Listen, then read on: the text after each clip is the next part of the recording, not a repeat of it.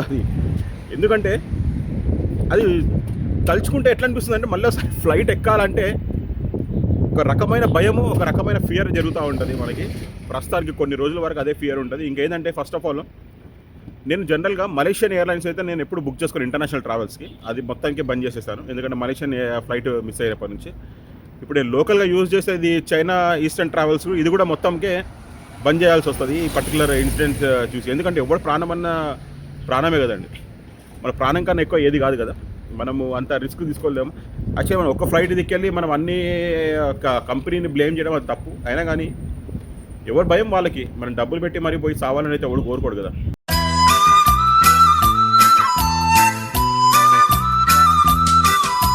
Hi hello friends, good morning. ఎలా ఉన్నారు? నేను మీ వినోద్. ఫ్రెండ్స్, ఈరోజు వీడియోలో మీ అందరు తెలిసిన విషయమే, బోయింగ్ 737 డిజాస్టర్ ఎట్లయిందో చైనాలో, దాని గురించి మనం మాట్లాడదాము. ఎస్పెషల్లీ చెప్పాలి అంటే మన ఇండియాలో ఒక సేయింగ్ ఉందండి, మిగ్ ఫైటర్ జెట్స్ అనేది ఫ్లయింగ్ కాఫెన్స్ అని చెప్పేసి అంటారు. సేమ్ టు సేమ్ ఇప్పుడు బోయింగ్ 737 మోడల్ పర్టికులర్ ప్లేన్ మనం రీసెంట్గా చూసిన అన్ని డిజాస్టర్స్ అన్నీ జరిగినాయి. సేమ్ టు సేమ్ ఇదే plane.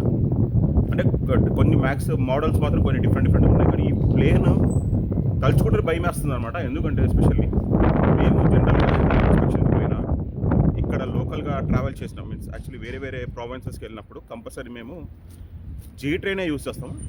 By mistake G train కొంచెం ప్రాబ్లం ఉంది, మనకు దొరకలేదు సీట్ అంటే మేము కంపల్సరీ బోయింగ్ ఇదే యూజ్ చేస్తాం అనమాట. చైనా ఈస్టర్న్ ఎయిర్లైన్స్ యూజ్ చేస్తాం. ఎందుకంటే అది మన ఇండియాలో ఇండిగో టైప్ అనమాట. అది కూడా ఇక్కడ చాలా ఫేమస్ ఎయిర్లైన్స్, బడ్జెటెడ్ ఎయిర్లైన్స్ కాబట్టి ఎక్కువ మటుకు అదే యూజ్ చేస్తాం. మీన్స్ లాంగ్ డిస్టెన్సెస్ ట్రావెల్ చేయాలంటే, ఫర్ ఎగ్జాంపుల్ బీజింగ్, గౌన్జో అట్లాంటి ప్లేసెస్కి వెళ్ళాలంటే అవే యూజ్ చేస్తూ ఉంటాము. మొన్న జరిగిన డిజాస్టర్ మాత్రం చాలా టెరిఫిక్ అయిన డిజాస్టర్ అండి. వర్టికల్గా మొత్తం పైనుంచి 25,000 feet అబోవ్ నుంచి స్పీడ్గా కిందికి వచ్చేసి, మన గ్రావిటీ ఫోర్స్ గురించి మీ అందరికీ తెలిసే కదా, ఎంత గ్రావిటీ ఫోర్స్తో పుల్ చేస్తుంటుంది కిందికి. అది వచ్చేసి కింద క్రాష్ అవ్వడము, బాడీలు మొత్తం ఎక్కడదక్కడ స్ప్లాటర్ అవ్వడము చూస్తుంటే తలుచుకుంటే మస్తు భయం వస్తుంది అనమాట. ఇప్పటి నుంచి ఫ్లైట్ ఎక్కాలంటే కంపల్సరీ చేతితో పట్టుకొని ఎక్కాల్సి వస్తుంది. అన్నీ అట్లా ఉంది పరిస్థితి. ఇంకా ఇక్కడ నేను కొన్ని క్లిప్పింగ్స్ చూపిస్తానండి. నేను టిక్టాక్లో నుంచి నేను క్లిప్పింగ్స్ కాపీ చేశాను. వాళ్ళు సంతాపం చేయడము, మీన్స్ యాక్చువల్లీ వాళ్ళు ఎట్లా యాక్టివిటీస్ చేస్తున్నారు, ఏం సంగతి, అవన్నీ మీకు ఒక క్లిప్పింగ్లో మీకు క్లియర్గా నేను చూపిస్తా. ఈవెన్ ఆ పైలట్ వీడియో కూడా చూపిస్తాను నేను మీకు. ఆ పైలట్ కూడా నార్మల్ అతను కాదండి, ఆయన చాలా ఎక్స్పీరియన్స్డ్ పైలట్ అనమాట. యాక్చువల్లీ ఇంతకుముందు వచ్చేసి డిఫెన్స్కి పనిచేస్తున్నాడు, దాని తర్వాత మళ్ళీ నెక్స్ట్ వచ్చేసి కమర్షియల్ ఫ్లైట్స్కి పనిచేస్తున్నాడు. బట్ అన్ఫార్చునేట్లీ ఈ ఇన్సిడెంట్ జరిగిపోయింది. 132 మెంబర్స్ చనిపోయినారు. ఆ ఫ్లైట్ వచ్చేసి యాక్చువల్లీ కుమింగ్ నుంచి గౌన్జోకి వెళ్తుంది. అది మధ్యలోనే ఈ ట్రాజడీ జరిగి ఫ్లైట్ కొలాప్స్ అయిపోయింది మొత్తం. అది యాక్చువల్లీ మనము ఆ ఎక్స్పీరియన్స్ మనము ఊహించుకోలేము. యాక్చువల్లీ ఏంటంటే మనము జనరల్గా ఒక లిఫ్ట్ నుంచి ఒక 10 ఫ్లోర్ల పైనుంచి మనకి కింద పడితే ఎంత హారబుల్ ఉంటుంది సిచ్యువేషన్. అలాంటిది 25,000+ అబోవ్ ఫీట్స్లో నుంచి ఒకటేసారి నోస్ డైవ్ చేసినట్టు చేస్తుంది అనమాట. యాక్చువల్లీ మనం స్విమ్మింగ్ పూల్లో నోస్ డైవ్ చేస్తూ ఉంటాం కదా, డైవింగ్ చేసినప్పుడు, జనరల్గా డైవ్ చేసినప్పుడు నోస్ డైవింగ్ అంటాం. ముందుకి ఒకటేసారి టన్ను అని దుంకేయడం షార్ప్ ఎడ్జ్తో. అట్లాంటిది ఫ్లైట్ మొత్తం అట్లా వచ్చింది అంటే దాన్ని మనం సినిమాలలో చూసుంటామో కానీ ఆ హారబుల్ సిచ్యువేషన్ తలుచుకుంటే మస్తు భయం వస్తుంది. యాక్చువల్లీ ఏంటంటే ఆ బాడీని మొత్తం A to Z మొత్తం స్ప్లాటర్ అయిపోయి ఉండొచ్చు. ఇంకా మీకెలా ఆ ఫ్యూయల్తో ఆ బర్న్ అయిపోవడం, మొత్తం బర్నింగ్ కూడా అయిపోయింది. యాక్చువల్లీ వాళ్ళ బాడీలు కూడా దొరకకుండొచ్చు. అది ఎందుకంటే అది తలుచుకుంటే ఎట్లా అనిపిస్తుంది అంటే మళ్ళీ ఒకసారి ఫ్లైట్ ఎక్కాలంటే ఒక రకమైన భయము, ఒక రకమైన ఫియర్ జరుగుతూ ఉంటుంది మనకి. ప్రస్తుతానికి కొన్ని రోజుల వరకు అదే ఫియర్ ఉంటుంది. ఇంకేంటంటే ఫస్ట్ ఆఫ్ ఆల్ నేను జనరల్గా మలేషియన్ ఎయిర్లైన్స్ అయితే నేను ఎప్పుడు బుక్ చేసుకోను ఇంటర్నేషనల్ ట్రావెల్స్కి. అది మొత్తానికి బంద్ చేసేసాను, ఎందుకంటే మలేషియన్ ఫ్లైట్ మిస్ అయ్యేప్పటి నుంచి. ఇప్పుడు నేను లోకల్గా యూజ్ చేసేది చైనా ఈస్టర్న్ ట్రావెల్స్, ఇది కూడా మొత్తంకే బంద్ చేయాల్సి వస్తుంది ఈ పర్టికులర్ ఇన్సిడెంట్ చూసి. ఎందుకంటే ఎవరు ప్రాణమన్నా ప్రాణమే కదండి, మన ప్రాణం కన్నా ఎక్కువ ఏది కాదు కదా. మనము అంత రిస్క్ తీసుకోలేము. యాక్చువల్లీ మనం ఒక ఫ్లైట్ దిక్కెళ్ళి మనం అన్ని కంపెనీని బ్లేమ్ చేయడం అది తప్పు. అయినా కానీ ఎవరు భయం వాళ్ళకి. మనం డబ్బులు పెట్టి మరీ పోయి సావాలని అయితే ఎవరు కోరుకోడు కదా. ఎస్పెషల్లీ ఇంకోసారి నెక్స్ట్ టైం నుంచి నేను ఇంటర్నేషనల్ ఫ్లైట్స్ ఎక్కినప్పుడు కంపల్సరీ ఆ ఫ్లైట్స్ గురించి తెలుసుకొని ఎక్కాల్సి వస్తుంది. ఆ పర్టికులర్ ఫ్లైట్ ఏంటి, ఏం సంగతి అని చెప్పేసి. ఇంకా పర్టికులర్ 737 ఫ్లైట్ అయితే అవాయిడ్ చేస్తేనే బెస్ట్ అన్నట్టు ఆ సిచ్యువేషన్ తీసుకొచ్చి వదిలేసినారు. వీళ్ళు ఏంటంటే మొత్తం ఆ 737 మోడల్స్ అనే మొత్తం ఫ్లైట్స్ని గ్రౌండ్ చేసి పడేసినారు. అంటే ఏ ఫ్లైట్ని ఎయిర్లైన్స్ వాళ్ళు ఎగరనివ్వట్లేదు ఇక్కడ చైనాలో స్పెషల్లీ. ఇంకా తెలియదు, ఇంకా అది మొత్తం సిచ్యువేషన్ అంతా తెలిసిన తర్వాత వీళ్ళు ఏం స్టెప్ తీసుకుంటారో తెలుస్తుంది.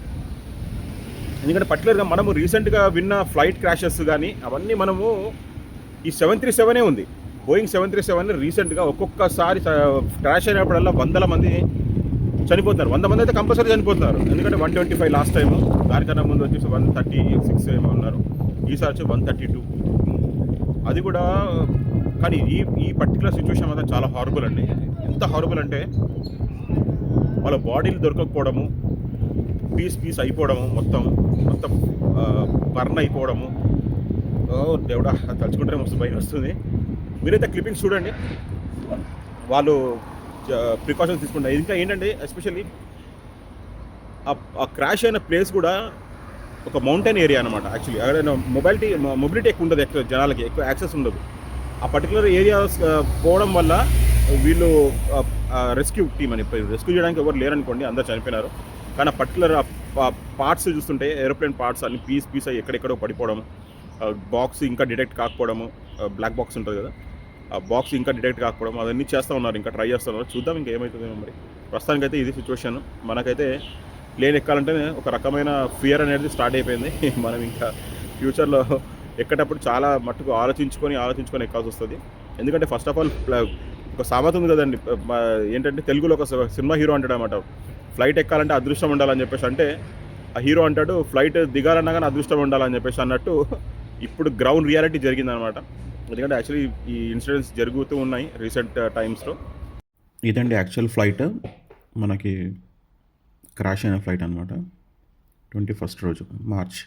ఎట్లా ఇది ఫ్లైట్ ఫస్ట్ గాల్లో ఎగిరినప్పుడు చూసినారా ఎంత వర్టికల్గా పడిపోతుందో, ఒక రాకెట్ లాగా. దాని తర్వాత వచ్చేసి క్రాష్ అవ్వడము, ఆ భూమి మొత్తం ఒక గుంతలాగా పడిపోయిన తర్వాత వీళ్ళ పార్ట్స్ అన్నీ మెల్లిమెల్లిగా స్కాచ్ చేస్తున్నాడు. ఈయన వచ్చేసి ఆ ప్రావిన్స్కి సంబంధించిన మేయర్ అండి. అతను ఇమ్మీడియట్గా వాళ్ళ ఆఫీస్ వాళ్ళందరూ వచ్చేసారనమాట, అక్కడికి చెక్ చేయడానికి వెళ్తున్నారు, చూడడానికి విజిట్ వెళ్ళేసి చూస్తారనమాట ఏమేమి సంగతి అది అని చెప్పేసి. దాని తర్వాత మొత్తం పోలీస్ వాళ్ళు, ఫైర్ డిపార్ట్మెంట్కి సంబంధించిన వాళ్ళు, రెస్క్యూ టీం వాళ్ళు అందరూ వచ్చారన్నమాట. పోయి ఎందుకంటే అది మొత్తం మౌంటైన్ ఏరియాస్లో క్రాష్ అయింది కదా, దానివల్ల చాలా ప్రాబ్లం అవుతుందన్నమాట. చూడండి, ఈవెన్ ఆర్మీ వాళ్ళు కూడా వచ్చేసారు. వాళ్ళు ఏంటంటే మొత్తం చూడండి, మనకి అక్కడ ఏం కనపడట్లేదు, మొత్తం అన్నీ స్కాటర్ అయిపోయినాయి. అంటే మొత్తం బర్న్ అయిపోవడం, అది మొత్తం పీస్ అయిపోయినాయి. చూడండి పాపం,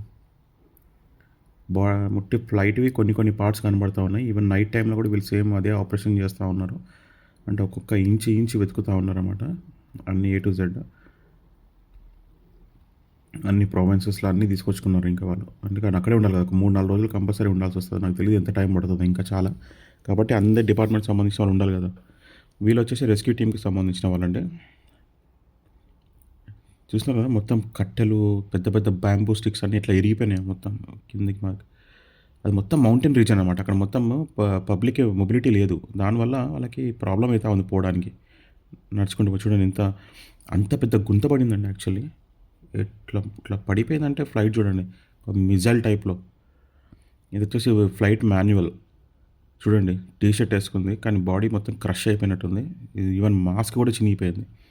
ఇది వచ్చేసి మాస్క్, ఆక్సిజన్ మాస్క్. చూసినా కదా చెట్లల్లో. టీవీ రిపోర్టర్స్ వచ్చి రిపోర్ట్ చేస్తూ ఉన్నారు, అతను చూపిస్తున్నాడు చూడండి.